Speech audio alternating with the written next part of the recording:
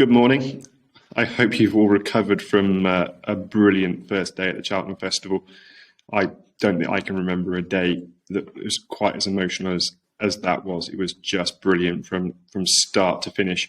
I'm not going to go over that here. If you want to catch my thoughts on day one, and indeed the thoughts of Tom Collins, then head over to the SBK YouTube channel.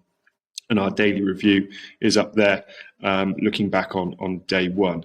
But we'll crack on with day two.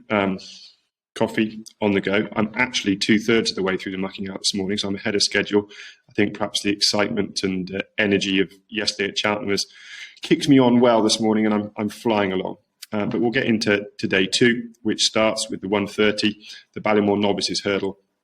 And I'm really keen here on Willie Mullins' horse, Impair a Pass. Now, Willie had to play second fiddle in the Supreme yesterday to Barry Connell, but I think in Impair a Pass, he's got his best novice hurdler. He's won on the heavy ground at Punchestown, soft ground on Nace, but crucially, he also looks to me like he's got gears and he's a very slick jumper. They normally, with winners from the Moscow Flyer, head towards the Supreme, but I think this horse has just got shuffled here because Willie had his heart set on winning the Supreme with Fastorslow. I think you have to respect good land from Barry Connell. He was extremely bullish about both of these, was proven to be absolutely right with Marine National yesterday, winning the Supreme in good fashion. For me, the concern with Goodland is that this is a furlong shorter than he ran over at Leopardstown. And on this sharper track as well, I just have concerns whether he's got the gears to hold a position at an important time, albeit you have to respect him. And this slightly softer ground might just aid him with that.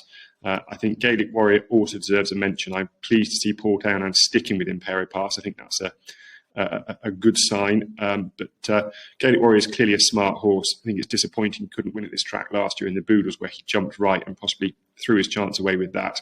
And that's got to be concerned. Although Patrick Mullins was quoted as rather coyly saying that he's got a couple of ideas up his sleeve to combat that jumping right. So those are the three. I think I'd be disappointed if Impair a Pass doesn't win. I might even play the TriCast on those three Irish horses. I think you have to be concerned with Hermes Allen. The UK novices didn't look all that good in the Supreme yesterday, and I could just struggle to see him hitting the frame. On from there into the Brown Advisory, 210, and Jerry Colombe is all the rage here for Gordon Elliott. But I've been against him throughout the prelims of the festival, and I'm sticking to my guns. I mean, I admit that the rain probably aids him. I think Times yesterday, Simon Rowlands on at the races was suggesting that Times were riding, showing the ground was on the softer side of good to soft. They've had a frost overnight, and in my experience, that can mean the ground ride's a bit tighter, maybe a bit tacky. But my concern with this horse is he's a big, heavy-topped horse, and this is his first time going left-handed. He's got to come down that hill. Didn't look all that balanced to me at times round Sandown at the prices I can oppose him. I've been pretty keen on Thunder Rock throughout the winter. I thought his dipper run was quite impressive, given I thought he got given a fairly average ride in terms of being situated too far back, and his jumping rhythm wasn't all that good. But I think he was distracted by Nigel Twiston-Davis' horse on that occasion, Beauport, who jumped very poorly in front of him. Cilliars, he's got a bit of distance to make up with Jerry Colombe, and indeed from the dipper, he's got a bit of distance to make up with the real whacker. But you watch that back, there was only one horse flying up the hill, and that was Thunder Rock. I think this step-up and trip's going to suit him. He's not a strong bet, but I've been keen on him from the start, and I see no reason to abandon him now. So Gerhard is the classiest horse in the race, but just one chase start where he made a fairly big mistake, albeit he learned from it and jumped well afterwards, just tempers my enthusiasm. But if Paul Townend can get him into a rhythm, you know, he's a dual festival winner, he'll definitely stay this trip. I don't think there's any doubt about that.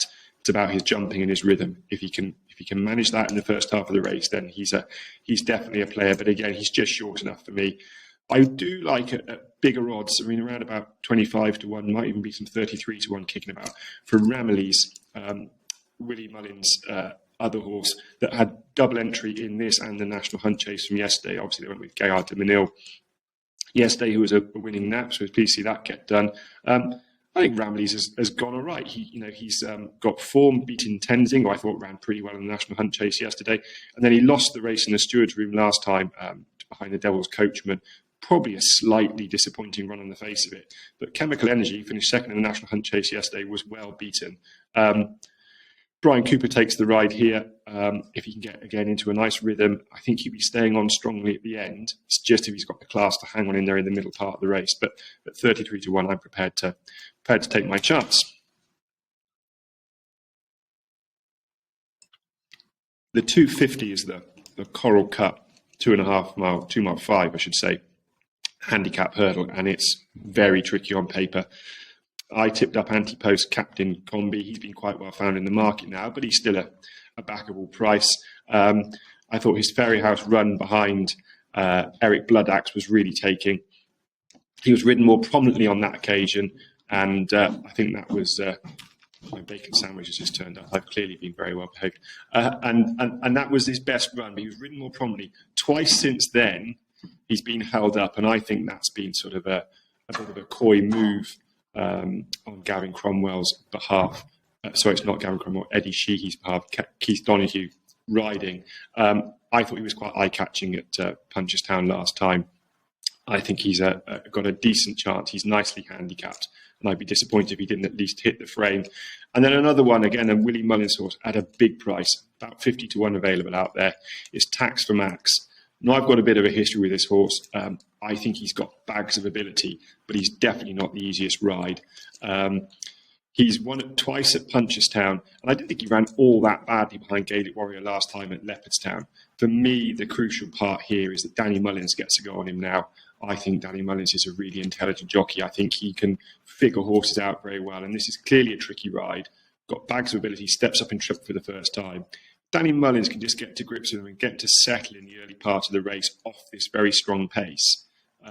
He's definitely a classy horse. I wouldn't rule him out. And with many bookies paying extended places, I thought 50 to 1 was worth a few quid.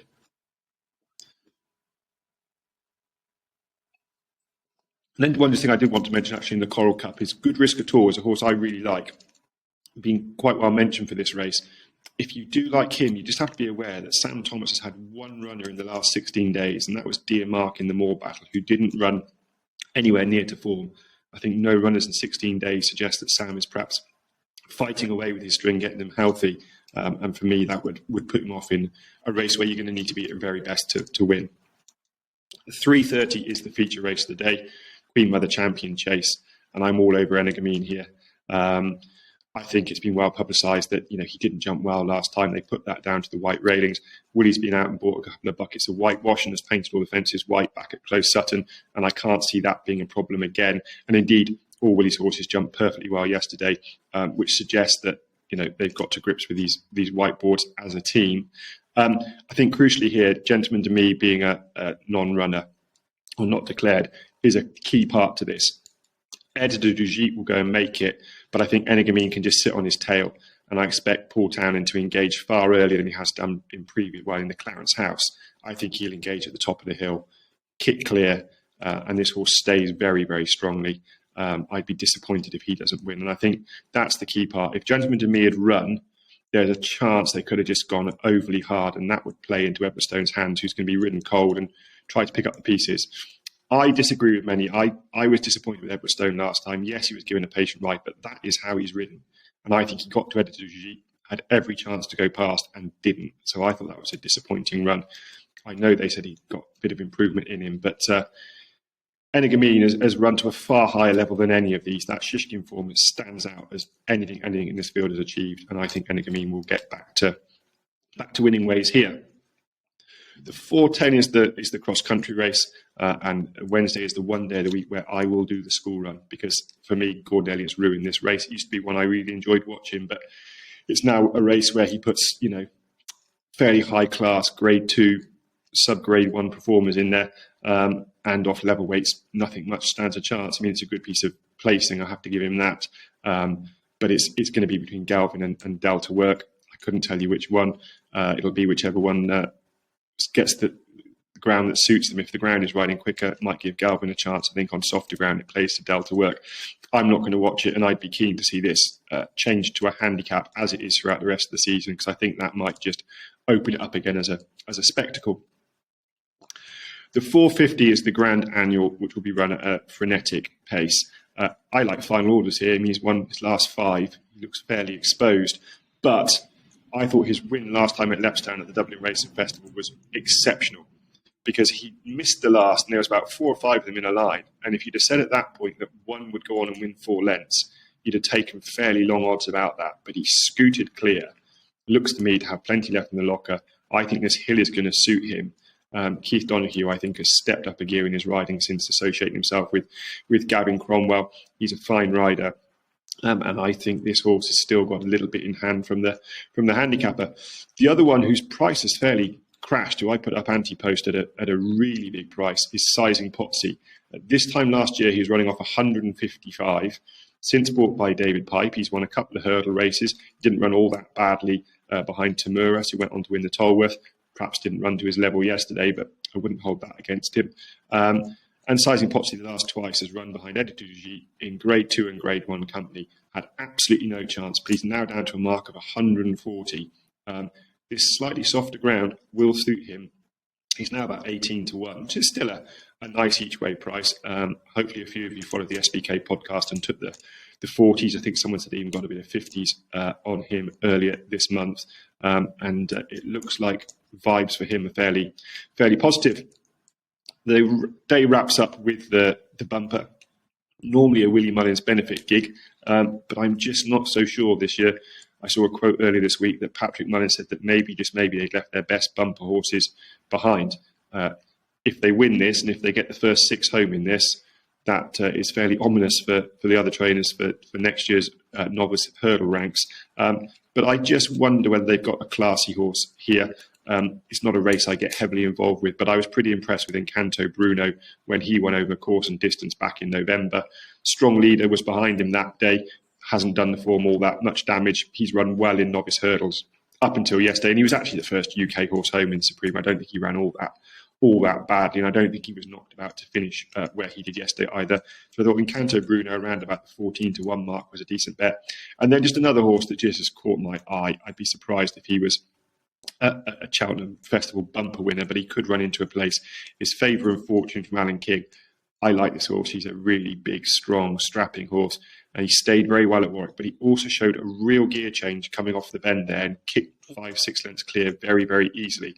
If he gets a bit of space and gets a bit of rhythm and can cope with the hustle and bustle, I think he'll be staying on strongly at the end, and he should just have the gears to go where he wants to go. So he's around 25 to 1. Might even get a bit bigger about him. Small stakes for me on that race. It's an interesting race to watch with one eye on next season. So that's day 2. As ever, pace yourself. Bet your regular stakes. Don't feel the need to get obliged in every race. I think it'll do well to live up to day 1. But we've got some nice stories in the making here. Can Energamine get back to winning ways? Can Willie win a novice hurdle? So day 2 ahead of us. Enjoy your day. Finish your coffee. I'm going to get to my bacon sandwich, and I'll see you tomorrow.